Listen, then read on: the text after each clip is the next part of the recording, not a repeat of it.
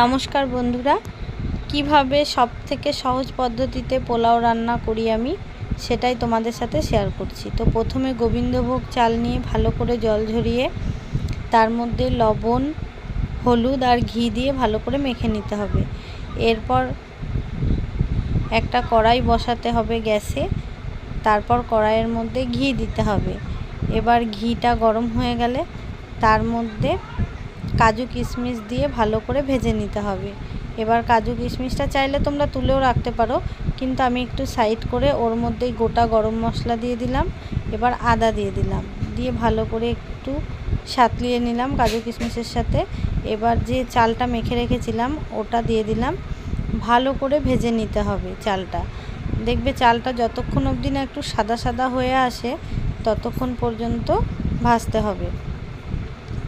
এবার চালটা ভাজতে ভাজতে আমি যেই গ্লাসটা মেপে 4 গ্লাস চাল নিয়েছিলাম সেই গ্লাসটা মেপে 8 গ্লাস জল দিয়ে দিলাম। এবার জলের মধ্যে তেজপাতা দিয়ে জলটাকে ফুটিয়ে নিতে হবে। তা করতে দেখো আমার এদিকে চালটাও রেডি হয়ে গেছে। এবার গরম জলটা আমি চালের মধ্যে ঢেলে দিলাম। এরপর আমি কটা চেরা কাঁচা লঙ্কা দিয়ে ঢাকা দিয়ে দিয়েছিলাম। কিছুক্ষণ পর নেড়ে নিলাম।